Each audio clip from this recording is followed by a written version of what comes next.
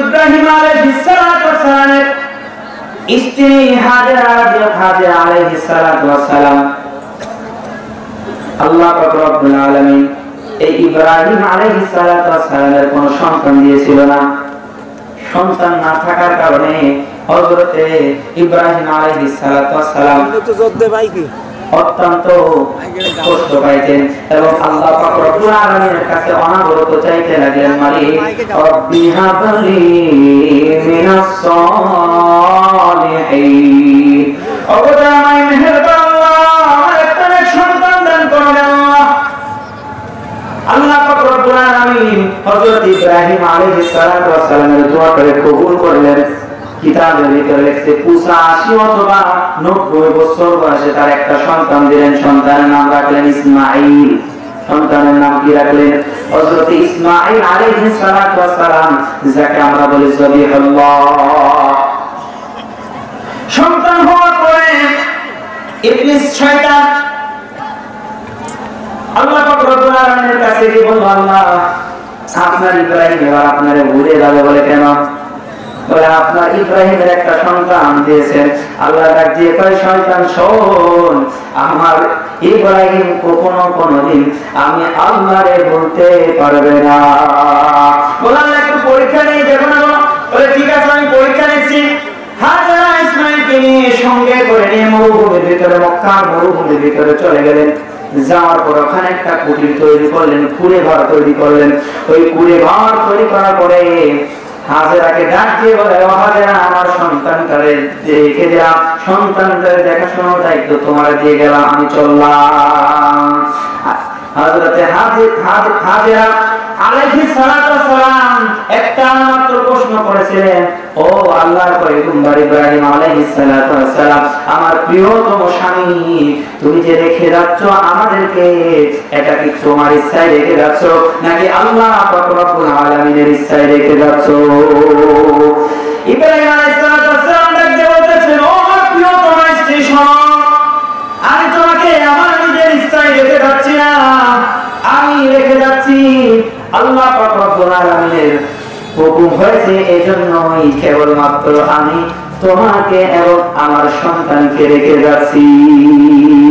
তখন হযরত হাজেরা আলাইহিস সালাতু ওয়াস সালাম বলল, ইয়া রাসূলুল্লাহ, ইয়া হাবিবাল্লাহ, তাহলে আর কোনো চিন্তা নাই যে আল্লাহ অর্ডার করেছেন এই মরুভূমির ভিতরে যদি থাকি বিপদ আপদ বালা মুসিবতে রক্ষা করবেন কে?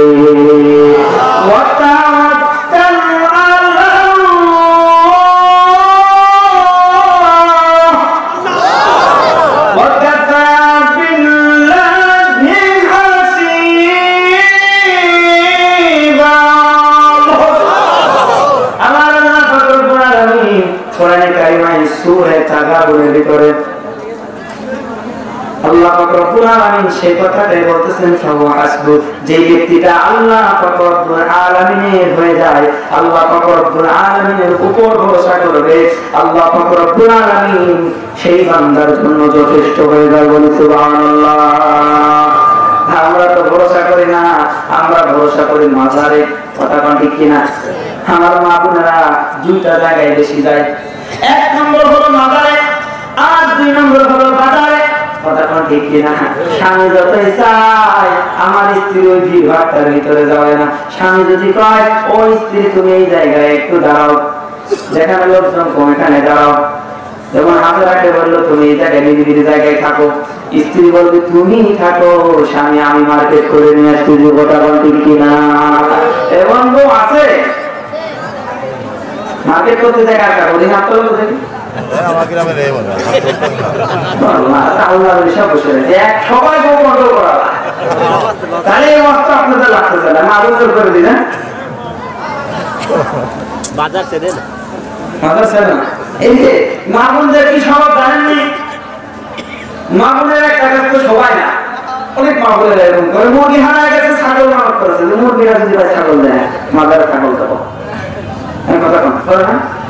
মুরগি হারা গেছে, ছাগল মানব করেছে, মুরগিরা যদি ভাই আমার বাইকে মুরগি খাও, ডিম পারবে 14টা, কয়েকদিন পরে 14টা বাচ্চা তুলবে, ছাগল মানব খেয়ে বসে থাকে। এমন আছে কিন্তু এই মানব করার অভ্যাসটা আমার মা বোনদের বেশি। ও আমার বোনেরা, হাজারা জীবন থেকে এই শিক্ষাটা তোমাকে আমি দিয়ে যেতে চাই। ও মা, হাজারা তাওয়াক্কুল করলো, ভরসা করলো কার উপরে? হাজারা তাওয়াক্কুল করলো, ভরসা করলো আল্লাহ পাক রব্বুল আলামিনের উপরে। মা বোনেরা, বিপদ আপদ বালা মুসিবতের সময় তোমরাও ভরসা রাখবে যার উপরে। তিনি কে? আপনারাও ভরসা রাখবেন যার উপরে। তিনি হলেন আমার আল্লাহ। আমার আল্লাহ পাক রব্বুল আলামিনের উপরে ভরসা রাখার তৌফিক যেন আল্লাহ দান করেন। সকলে বলেন আমিন।